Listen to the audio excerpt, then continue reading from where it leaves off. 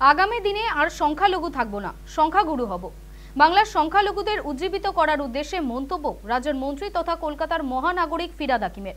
মন্ত্রীর এই বক্তব্যে বিতর্কে ইন্ধন রয়েছে, শাসক দলকে ফের তা অস্বস্তিতে ফেলতে পারে। माइनॉरिटी नहीं सोचते हैं, हम सोचते हैं अगर अल्लाह की रहमत है हमारे ऊपर, अगर तालीम हमारे साथ है तो हम एक दिन मेजॉरिटी से भी मेजॉरिटी हो सकते हैं। ফিরহাদ 30 নামে ফিরহাদ হাকিমেরই একটি সংগঠন রয়েছে। তাদের তৃতীয় এডুকেশন কনফারেন্সে শনিবার বিস্ফোরক কথা বলে বসলেন রাজ্যের পুরমন্ত্রী তথা কলকাতার মহানাগরিক ফিরহাদ হাকিম।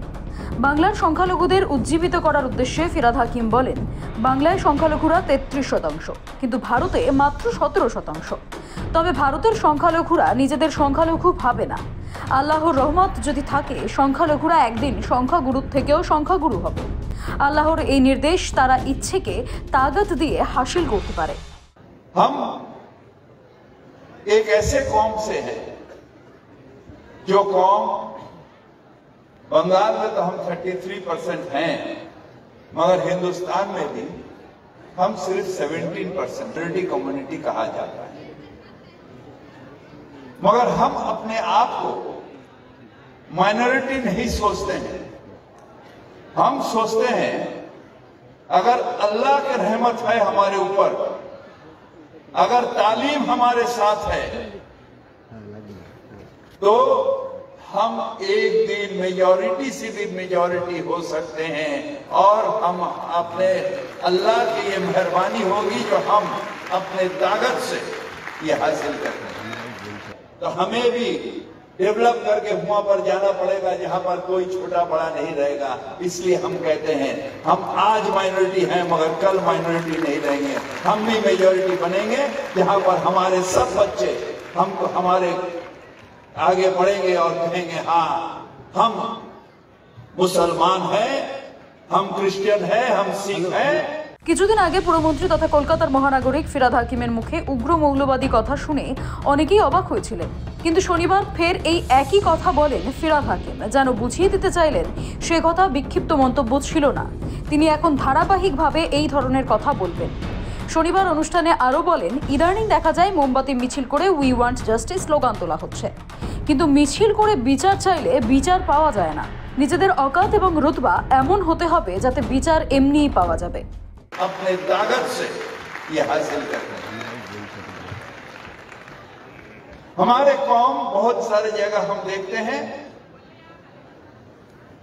कुछ भी होता है तो मोमबत्ती मिছিল करते हैं, we want justice, we want justice.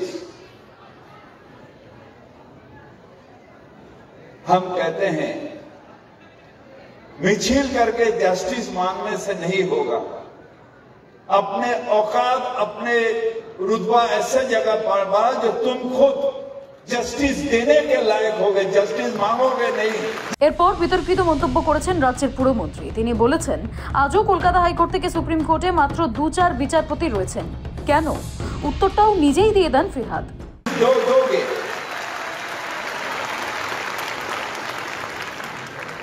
आज भी कलकत्ता हाईकोर्ट से लेकर सुप्रीम कोर्ट तक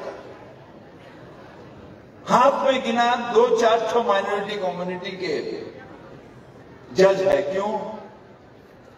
क्योंकि हमें उस काबिल बनाया नहीं गया इतना दिन तक जहां पर हम जस्टिस दे सके। और इसे किसी के लिए नहीं, एक अल्लाह ताला उनके रहमत और आप हमारे आप सबके मेहनत जस्टिस देने के लायक बन जाएंगे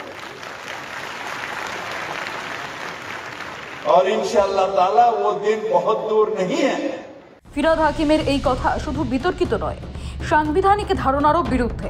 সংখ্যালঘুদের শিক্ষা এবং দক্ষতা বাড়ানোর ব্যাপারে উৎসাহ দেওয়ার মধ্যে কোনো ভুল নেই। শুধু সংখ্যালঘু নয়, সমাজে অনগ্রসর সমস্ত শ্রেণীর মানুষের জন্যই তা প্রযোজ্য। কিন্তু সংখ্যালঘুদের সংখ্যাগুরু হয়ে ওঠা বা বিচারের প্রসঙ্গে রাজ্যের মন্ত্রী যেসব কথা বলেছেন তাতে বিতর্কের ইন্ধন রয়েছে। শাসক দলকে ফের তা অস্বস্তিতে ফেলতে পারে। সুযোগ বুঝে কটাক্ষ ছুড়ে দিয়েছে পদ্মশিবির।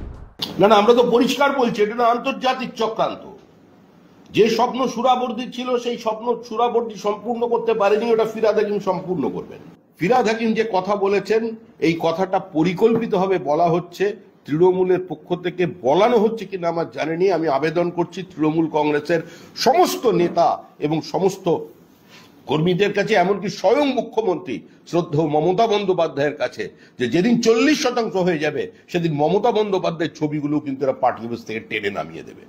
উগ্রপন্থীদের নেতা হচ্ছে ফিরহাদ হাকিম, সিদ্দিকুল্লাহ, হুমায়ুন কবির। এই জাতীয় তৃণমূলের নেতারা এখানে উগ্র সাম্প্রদায়িকতায় উস্কানি দিচ্ছে। বাংলাদেশের এই ঘটনার পর এই জাতীয় উগ্রবাদীদের চিহ্নিত করা দরকার, মানুষের চেনা দরকার।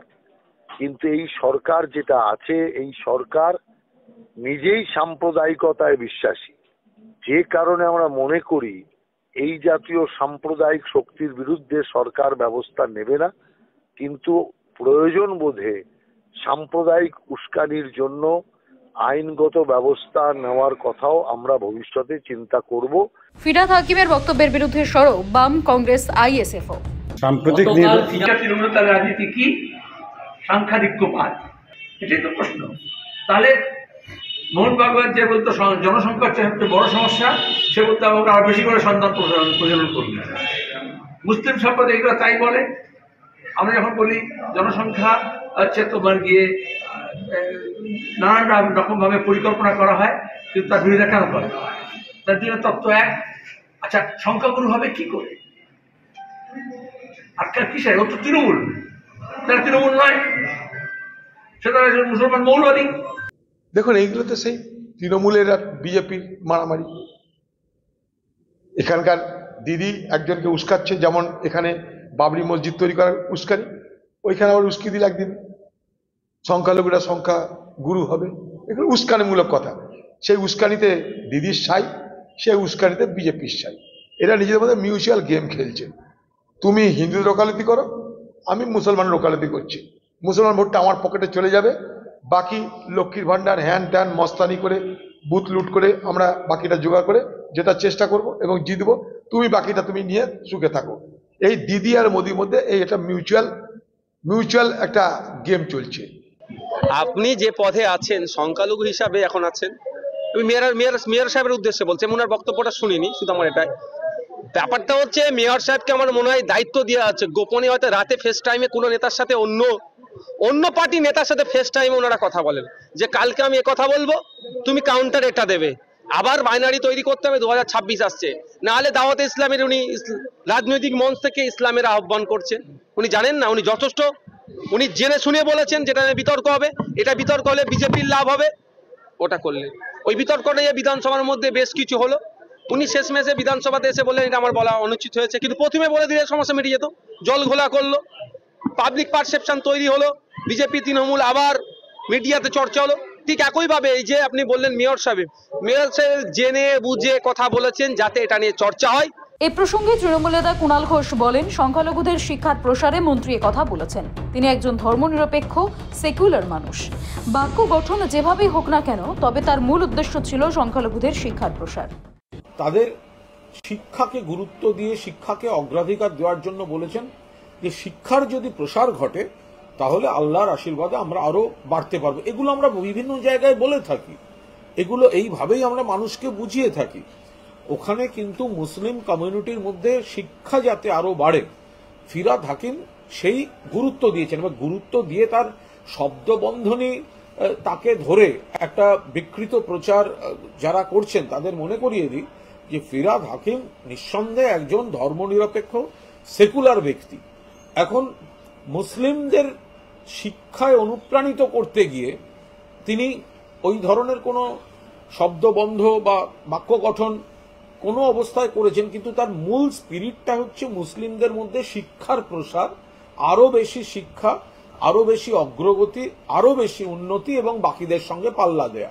তো সেটাই তিনি বলতে চেয়েছেন। এর বাইরে এটা নিয়ে অহেতুক অন্য ধরনের বিকৃত প্রচার, ওইভাবেই যদি বিজেপি এই বিকৃত, তাহলে তো তারাও নির্দিষ্ট একটা ধর্ম নিয়ে একটা উন্মাদনার প্রচার করে। আমি তো বলছি যে যেটুকু পেয়েছি, ফিরহাদ হাকিমের যেটুকু বক্তব্য পেয়েছি, তাতে তিনি মুসলিম কমিউনিটির উপর শিক্ষায় জোর দিয়েছেন, এডুকেশন যাতে আরো বাড়ে সেটা বলতে গিয়ে বলেছেন যে যদি শিক্ষা ঠিকভাবে এগোয় তাহলে আল্লাহর আশীর্বাদে আমরা একদিন অনেক বেড়ে যাব ইত্যাদি। এটা তো যে কোনো সভায় যাদের কাছে যাচ্ছি, যাদের সভা, কোন ব্যানারে সভা, তাদের মধ্যে শিক্ষার প্রসারটাকে গুরুত্ব দিতে গিয়ে যেটা বলতে হয়, অনুপ্রাণিত করতে গিয়ে যেটা বলতে হয়, উৎসাহ দিতে গিয়ে বলতে হয়, সেই ধরনের বাক্য গঠন বা বাক্য প্রয়োগ করেছেন। ফলে এটাকে নিয়ে ধর্মীয় ভেদাভেদের দৃষ্টিভঙ্গিতে বিকৃত প্রচার করাটা বোধহয় পুরোটা ঠিক হচ্ছে না। ভারতের সংবিধানে ধর্মের ভিত্তিতে সংরক্ষণের কথা বলা নেই, ধর্মের ভিত্তিতে বিচারের বৈষম্যের কথাও নেই। সংখ্যালঘু বিচারপতি হলে তবেই সংখ্যালঘুরা বিচার পাবেন, এই ধারণাও ভুল। অনেকের মতে সংবিধানের শপথ নিয়ে মন্ত্রী এবং মহানাগরিক হয়েছেন ফিরহাদ হাকিম, কিন্তু এসবের মধ্যেই সংখ্যালঘুদের সংখ্যাগুরু হয়ে ওঠা বা বিচারের প্রসঙ্গে রাজ্যের মন্ত্রী যেসব কথা বলেছেন তাতে বিতর্কের ইন্ধন রয়েছে। সৌভিক সান্যালের রিপোর্ট, সময়, কলকাতা।